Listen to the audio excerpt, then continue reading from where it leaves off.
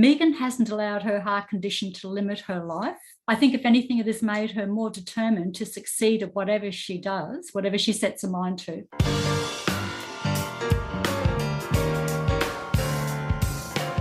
Welcome to Heart to Heart with Anna. I am Anna Jaworski.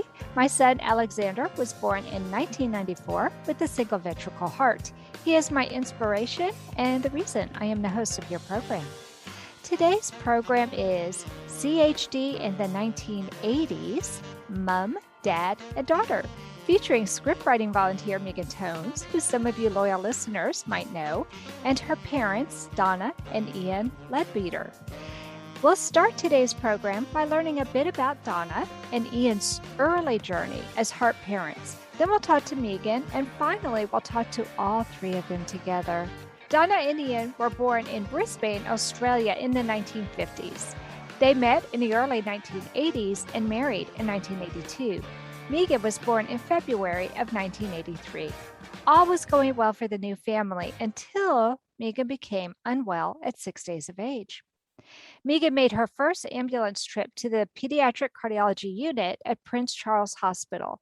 With her parents by her side, Megan spent the first 4 months of her life in the hospital, where she had a pulmonary banding operation and finally became strong enough to go home. Megan had 2 more surgeries as a child at age 5 and 10, and 1 surgery at age 25. Today, Donna is very active in her local church and the Sewing Guild, and Ian plays drums in several local bands. Megan has been on several Heart to Heart with Anna episodes over the years. First, we'll talk to Donna and Ian about Megan's early days. Then we'll talk to them about Megan's school days. And finally, we'll talk to them about life today. Welcome to Heart with Anna, Donna and Ian. Thank you, Anna. We're very happy to be here. Thanks, Anna. No, it's a great opportunity to shed a bit of light on how things were back then. Oh, I can't wait to talk to you about this. It's amazing to me how, even though we had children in different decades, I know that our stories are going to overlap in some ways. We'll definitely have some things in common. Donna, can you tell us about when you and Ian found out about Megan's heart defect? Well, I noticed when Megan was a few days old and she was feeding, she seemed to be becoming very tired. Then she developed a little cough. And I knew something wasn't right. They weighed her the day before I was to take her home, and she had exceeded her birth weight. And I thought, well, that's really strange because she's not feeding well. How can this be happening? Oh. So the obstetrician checked her over, and I could tell by the look on his face that there was something wrong. He told me that he'd heard a heart murmur, and he called in a pediatrician to examine her. And then we were sent for a barrage of tests, ending up with the ambulance trip to the Prince Charles Hospital. And that night she had an emergency cardiac catheter, and the cardiologist told us that the problem that she had with her ventricles. So it was a very long day and very stressful. Indeed, indeed. Now, Donna, were you able to ride in the ambulance with Megan? Yes, I was. So it wasn't quite the trip home with my new baby that I had anticipated. No, it wasn't. I was able to ride with my son in the ambulance from the hospital where he was first diagnosed with having a problem until we made it to the hospital where he actually had his surgery. And it was surreal for me. Did you feel that way too? Oh, I did. And also, I think as a mother, you have that protective instinct really kicks in. You know, when there's something terribly wrong like that, you just want to be able to hold your baby. You don't want to let them out of your sight. So, I was glad that I could go with her and be with her through that whole experience. I found out later they were worried he was going to crash. And so we actually had a doctor who rode with us. And I was so ignorant. I didn't know that doctors didn't always accompany babies to the hospital. No. Well, there's so much going through your mind at that time as well. It's a lot to take in. So I thought I had a healthy little baby girl, and we were almost due to take her home. And so it's a lot to take in that your child has this serious problem. And, it's the beginning of the whole journey, isn't it? That of surgeries, and it's just an awful lot to take in initially. So Megan was your second child. Alexander was my second child as well. And the advantage there is we were not brand new mothers. We did have that maternal instinct that let us know that something was wrong. I knew from day one that something was wrong, but they kept telling me not to compare Alexander to Joseph. Did you know before you were supposed to go home, or did you suspect that Oh, something might be wrong? I suspected something was not right when she wasn't feeding well, when she was tiring and had that little cough. And later the nurses told me that 99% of the time, if mothers say there is something not right, something is not right. It's that Yeah. mother's intuition kicks in. Yeah, absolutely. Absolutely. Ian, Megan was in the hospital for the first few months of her life. That's a long time. What did the doctors tell you about her condition? We were very fortunate. The hospital is a specialist cardiac hospital with lots of expertise, but they told us in layman's terms what Megan's issues were. Her cardiologist and surgeon, they were both very, very experienced, and they just told us about the septum had started to form, but for some reason stopped, whether Donna may have had a virus or something, but they likened it to a plant. Some thrive, some don't. Fortunately, they had the expertise to work out quite possibly a Jacqueline patch that would take the place of a septum. The anatomy of the heart was very, very different. So there was quite a degree of risk with the electrical pathways. Had they been disturbed, it would have been very, very problematic, but that didn't occur. So it was a case of all's well that ends well. They also had the procedure worked out fairly early on with a band around the pulmonary artery.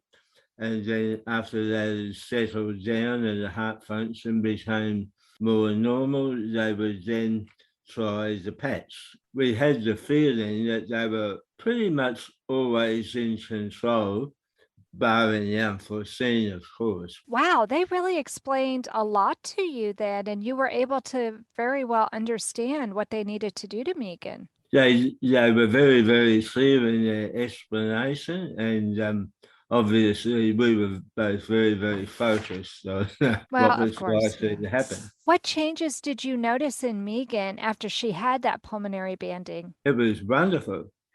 Pink fingers instead of fingernails rather than the bluish tinge. The lips were more pink rather than blue. And Megan seemed to have quite a lot more energy and just be a much happier little bub.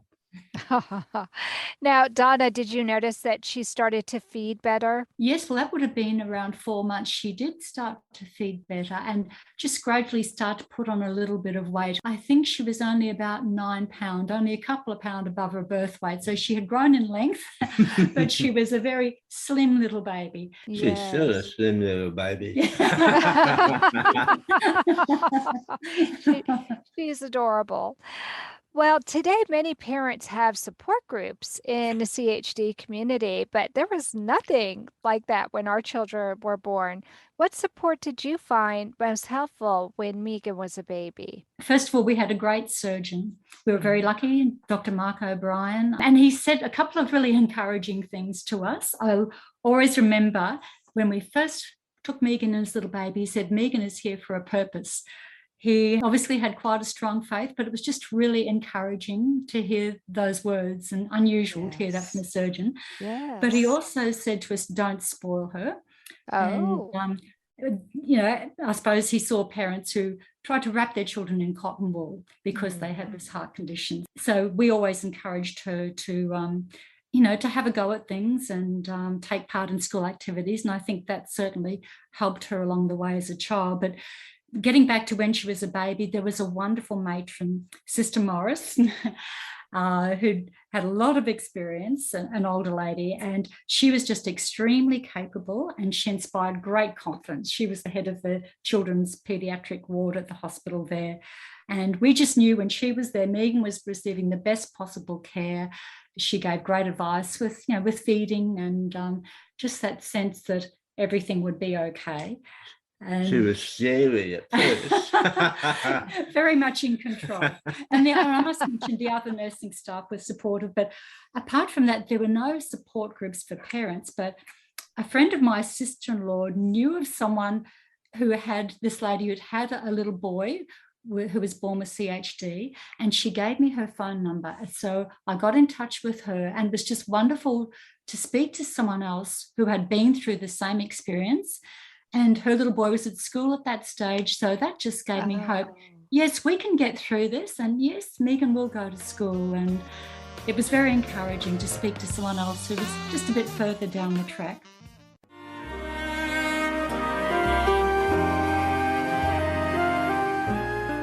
Home Tonight Forever by the Baby Blues Sound Collective.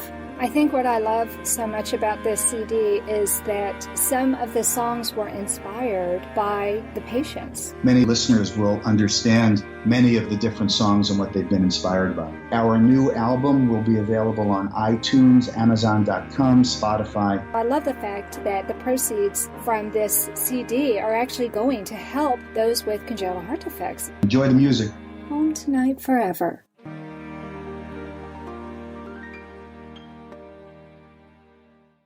This content is not intended to be a substitute for professional medical advice, diagnosis, or treatment. The opinions expressed in the podcast are not those of Hearts Unite the Globe, but of the hosts and guests, and are intended to spark discussion about issues pertaining to congenital heart disease or bereavement. You are listening to Heart with Anna. If you have a question or comment that you would like addressed on our show, please send an email to Anna Jaworski at anna@hearttoheartwithanna.com. That's anna@hearttoheartwithanna.com. Now, back to Heart with Anna. Welcome back to Heart with Anna, Megan. Oh, thanks, Anna. It's wonderful to be back again. I can't believe it's been so long since I've had you on the program, and I'm so lucky to have both your mother and your father with you. This is really fun. Yeah, it's been great. This is a really different program for you, isn't it? It certainly is. And it's been really fun to take this little trip down memory lane and also to show Mum and Dad a bit of what I do with Heart with Anna. So absolutely. Well, for those people who would like to hear more of Megan's story, I am going to put links to Megan's other episodes in the show notes. And folks, for those of you who are listening, the show notes are the description of the show. And so you can access that when you're not driving or exercising or whatever it is that you're doing while you're listening to this program. So that'll be in the show notes. This was really fascinating, Megan, to actually talk to your parents about your heart defect and what it was like for them when you were first diagnosed.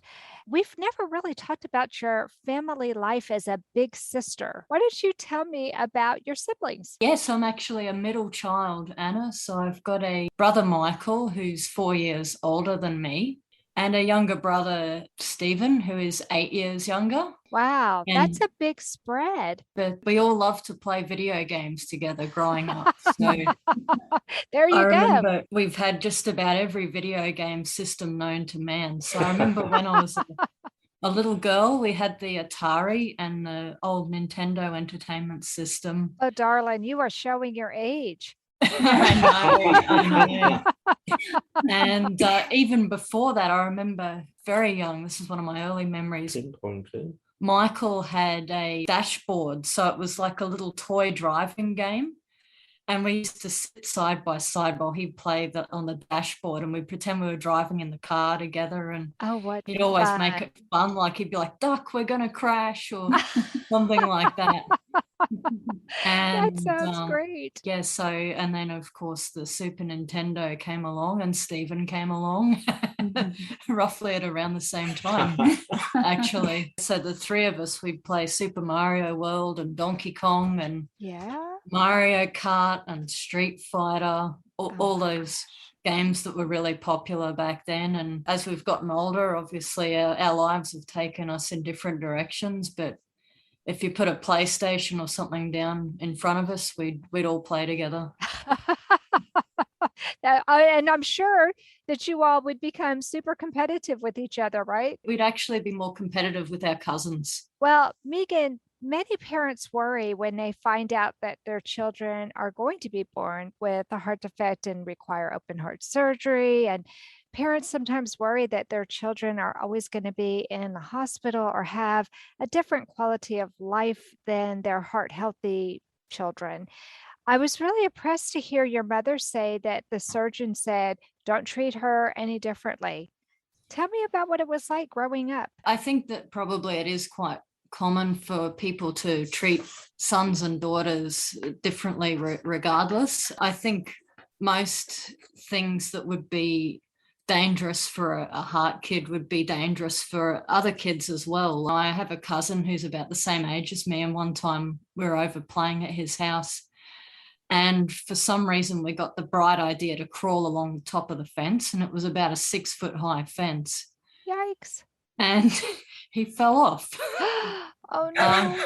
Fortunately, he was all right. But I mean, that's an example of something that's a bit dangerous or silly for anybody. Apparently, you weren't too afraid to just do what your cousins did or your brothers did. We played video games together. I was the only girl, so probably about the only thing that they did that I didn't was skateboarding. Mm-hmm. Not that I couldn't have skateboarded. I crashed into a wall. I could have made it onto CKY. I was that bad. But really, stuff like riding bikes and things, I mean, I was a bit uncoordinated with sports and that kind of thing, but there were lots of other things we could do together. And I had a couple of friends at school, other girls, and their parents didn't let them have a Nintendo, so they used to love coming to my place to play it. And when I was a teenager, we had the pool, so I was like the coolest kid in school for a little while there, particularly in summer. So do you think that since you had boy cousins and you had two brothers that you were kind of a tomboy? Yeah, I would say so. And yet here you are now. I know you love sewing. Yeah. And I often see you in dresses. Yeah, I do wear them. They still fit. Even after lockdown. Oh my gosh. So maybe you're not as much a tomboy now that you're older. Still very pragmatic. Yes and no. I mean, I lift weights. I play a guitar sometimes, but I also paint and sew and fuss over the dogs like they're little babies. I do that too. Well, Megan, I know you're a very accomplished person. You have a PhD, you work at a university doing research, you're married to a great guy, and you're a fur mommy, like we were just talking about, to many sweet dogs who help us during our script writing sessions. Can you share with me what has been the greatest challenge in realizing your goals? And also an experience where you had to overcome one of those challenges? Probably the biggest challenge growing up and being a young adult is just not really understanding my heart defect very well. Like, this is going back 20 years. And my cardiologist actually said to me when I was about 20 years old, you don't have to see me anymore. And I thought, well, that doesn't seem right. And I insisted on going back. But I feel like probably my heart condition was impacting me in ways that I didn't really understand. Like, I ended up seeing a psychologist for a while. And so I sort of had to do a lot of my own research to try and find resources that would help me. Mm-hmm. But in terms of overcoming challenges, probably one of the examples that I think is most important is that I married someone who was good with money. So now that I'm almost 40, I'm really grateful that we worked so hard to build up that sort of security to have housing and things like that. And there's not so much financial pressure as there used to be when we were young. But having said that, there are some things about being an adult that I'm not very good at. Like I still can't drive. I'm the worst driver. I probably would have run somebody over if I somehow got my license. I bought a smartphone and dropped it in a week. Well, actually, work gave it to me, so that was embarrassing. Oh, no. So there are all these things you just think, oh, that person's not managing very well. But then there are other aspects where I feel like I've done quite well. And I think there's an element of finding out what things resonate and work for you. And, sometimes people are going to look at you like you've got two heads, but if it works for you, why not? and you're not hurting anybody, obviously. Right. Well, I think it's interesting that you shared with us that you saw a psychologist. Did you feel that that was something that helped you?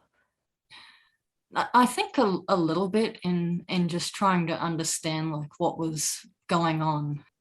I suppose directing me to look into those things more for myself and what things might help, because it is pretty difficult finding that sort of support and finding someone that you really gel with. So the person that I saw at the hospital was a lovely lady, but I felt like some of the strategies that she came up with for me were just kind of but it did encourage me to look into those sort of things more. And I suppose I tried some things that helped, like getting more into art, take art classes now. I got back into writing some of my own stories again. Like actually one thing that was really good for me when I had my surgery when I was 25, it was such a horrible time. I had a huge loan. I just got these new dogs that weren't really coping. So they just totally wrecked my wooden floors while I was in hospital. Oh, no. I was doing my PhD, but I had this short story accepted. And it was just such an exciting time for me to be sort of come home and go through the process of editing it with an editor. That was really fun. And then getting a copy of the book in the mail, all that was really good. Anna Jaworski has written several books to empower the congenital heart defect or CHD community. These books can be found at Amazon.com or at her website, www.babyheartspress.com. Her bestseller is The Heart of a Mother, an anthology of stories written by women for women in the CHD community. Anna's other books, My Brother Needs an Operation, The Heart of a Father, and Hypoplastic Left Heart Syndrome, a handbook for parents, will help you understand that you are not alone. Visit babyheartspress.com to find out more.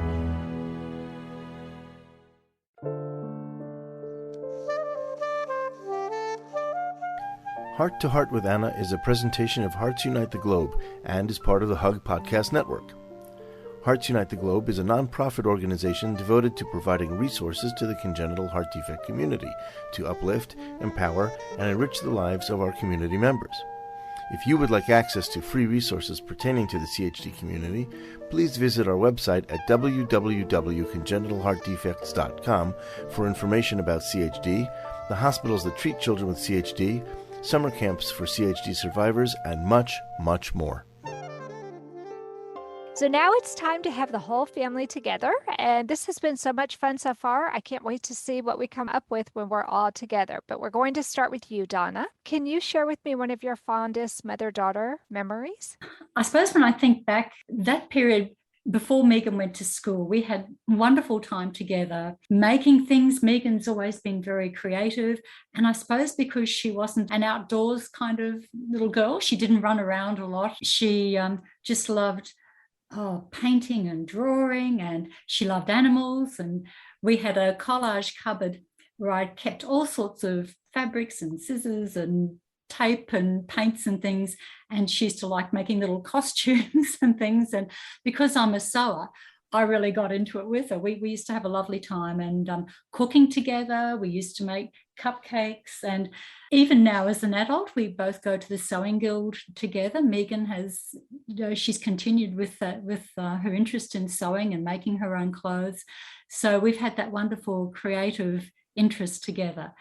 And it was a very special time, I must say, that before she went to school. I really missed her when she went to school because we used to have so much fun together. I know. It seems wrong in some ways that we send our children to school right when they're so much fun to be with. Yes. Yeah. It was funny when she was in kindy, they did, for Mother's Day, they did a cookbook and they got the children to talk about their favourite recipe. And of course, they were hilarious, some of them, the children's interpretation of, how to make whatever recipe. But Megan recited the recipe for cupcakes just perfectly. She remembered all of the ingredients and what she had to do. And at the end, she said, and then don't do anything else. I love it. I bet she surprised her teacher. I suppose some of those other skills with her, like the fine motor skills with drawing and painting and even writing and reading, she developed that quite a lot early on. And I think that was because she wasn't so active in other ways. So her reading and writing and all of those skills really sort of developed a lot more in her early years. Isn't it funny how when she and I were just talking a few minutes ago, those are the exact same activities that she talks about that helped her to cope with having that surgery. That it was, it almost makes you wonder if those early activities formed neural passages in her brain that were comforting to her because she did it when she was with you. And that would have been very reassuring to a little girl, I'm sure. I think so, Anna. And even at primary school, Megan used to love going to the library at lunchtime. She didn't want to be running around so much outside. So that love of books and reading developed quite early on. And it's interesting that's ended up being the career path that she's taken. But Ian, you only have one daughter. How difficult was it for you to let Megan date? It was really no problem at all. And I don't want to sound blasé or anything, but Megan's always been very pragmatic, hardworking. By the time she got old enough to go on dates and so on, she was living a fairly normal life. She had good friends, and Megan herself has always had very sound judgment. She seems like a very practical person. I can't imagine her being a rebellious teenager. No, she was always very well adjusted, and I didn't really have any misgivings about anything that she wanted to do because I knew she would have always looked out for herself as well as other people. So she was never a show-off or a rager, party girl. So no, I didn't have any problems at all. Now, was it hard for you when she went off to university? No, we were happy to see her go because she's been fairly bright. It was obviously the path for her. We're all quite avid readers, but Maisie has always been quite exceptional. My old mum was a school teacher, and Megan's a bit like chip off the old block. Very, very practical, very smart, straight from the shoulder. Well, Donna and Ian, I absolutely love your daughter. In case you can't tell, I adore her. She's one of my she's one of my favorite volunteers, and I look forward to working with her every week. It's one of the highlights of my week. And I know just from talking to you today how proud you are of her. Can you tell me what brings you the most pride when it comes to your daughter? Megan hasn't allowed her heart condition to limit her life. I think if anything, it has made her more determined to succeed at whatever she does, whatever she sets her mind to. She does research in her academic career, and I think that same analytical approach she has in managing her health. She's very careful with her diet and exercise and does whatever she can to maintain her health and have the best quality of life she can. She's determined not to miss out on anything in life. You did mention about her trip to Egypt. She asked her doctor if it was okay for her to travel overseas, and he said yes. He gave her his approval to that. But I don't think he really thought she was going to be having 5 weeks in Egypt and camping out in the desert. I know, right? I'm shocked that any doctor would say that was okay, but it sounds like maybe Megan didn't give him all the details. I think that's exactly right. No, but once again, she did research it very well, and she had a very good guide. So that same approach, Yep. I want to do this, and I'm going to make it work. So right. yes. That must be comforting to you that your daughter is such a good steward of her own health. She's like an ideal patient. I admire that she is willing to do things to challenge herself physically and otherwise, but that she does take care of herself very well. Yes. Yeah. Well, she does occasionally, like, come in when we have family celebrations. I did have to say to her the other day, what did we have there? It was chocolate or something. And I said, chocolate Wheatons. Yeah. I said, okay. I think you've had enough, Megan. So she does occasionally allow herself to have a treat. But for the most of the time, she's very sensible and careful. And you know, she and Matthew are both very careful with their diet and cook healthy food. They enjoy eating healthily. So, but both of them are very, very smart and very, very pragmatic. They've got plenty of street sense. Yeah. So she's got a good partner who supports her and with her, you know, maintaining her health. That makes a huge difference when you know that there, and Megan's not by herself. You know that she has somebody there who always has her back. I think that must be a great comfort to you. They're both extremely pragmatic. The big thing is, I think they always look on the bright side without being Pollyannish, but they're realistic. That was the feeling I had when I spoke with Matt. He was a delightful guest too. We had such a good time together. Well, Megan, you get to have the last word, darling. I hope we weren't too embarrassing with all of our praise on you. No, not at all. Parenting is one of the greatest challenges a person goes through. And we often don't know if we've done a good job or not until it's too late to do anything about it. Can you tell me one thing that each of your parents have done that made you feel special or cherished? There are so many examples. I remember when I was a little kid, Dad used to come in and tell me stories at night, and he'd do that in hospital as well. So it'd make me feel like I was at home. And I think that's really important for a child in hospital to have some of those sorts of comforts at home. I always felt sorry for kids whose families live far away. Yeah.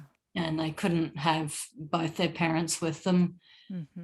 And I think Mum, like all the arts and crafts and fun things that we used to do, just that they both put so much effort into learning about me and supporting me, because obviously I wasn't the kid that they were expecting or that any parent would expect, you know, when they're going to have a baby, but they really worked very hard to look out for me and do the best for me. Like when I was a teenager and I had scoliosis, they got a pool, an above ground pool, which I'm sure was a big sacrifice for them. And not only did it mean I didn't have to wear my brace all the time, but I could have my friends over and play in the pool and stuff. So it was good for me socially at that time as well. And I think one other really good example was that they let me choose my own interests and encouraged me with them, or they didn't used to say, oh no, you can't do that. Because I've got a really good example of that. When I was a teenager, I thought I wanted to have a farm. Looking back on it, it was the most stupid idea ever.